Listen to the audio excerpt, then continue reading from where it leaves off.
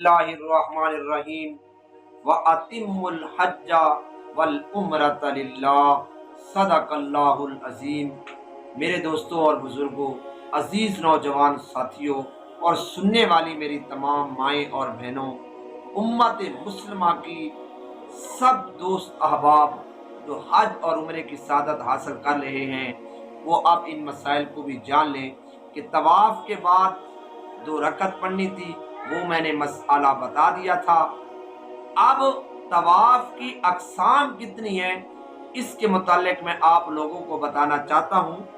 तो ये सुन लो कि तवाफ की चंद किस्में हैं। उनमें से तवाफ़े कुदूम है, तवाफ़े ज़ियारत है, तवाफ़े सदर है, तवाफ़े उम्रा है, तवाफ़े नज़र है, तवाफ़े तहिया है, तवाफ़े नफल है।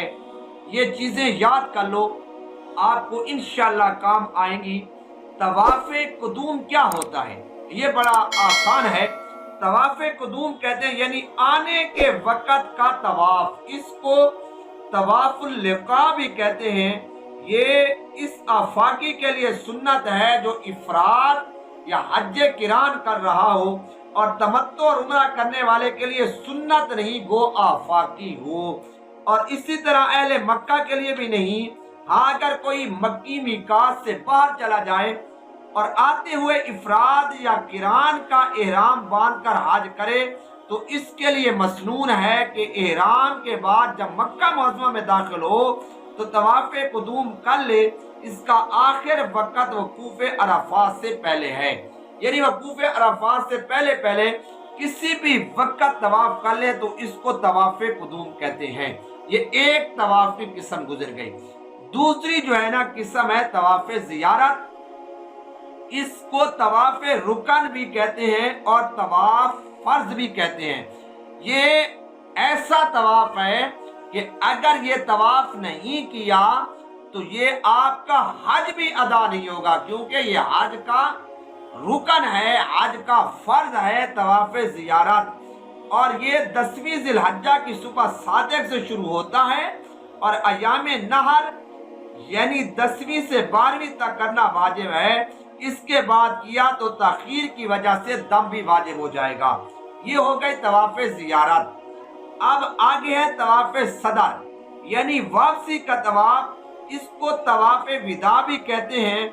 ये आफाकी पर वाजिब है। मक्की पर जो आफाकी हज के बाद मक्का मुकर्रमा को हमेशा के लिए वतन बना ले, इस पर वाजिब नहीं।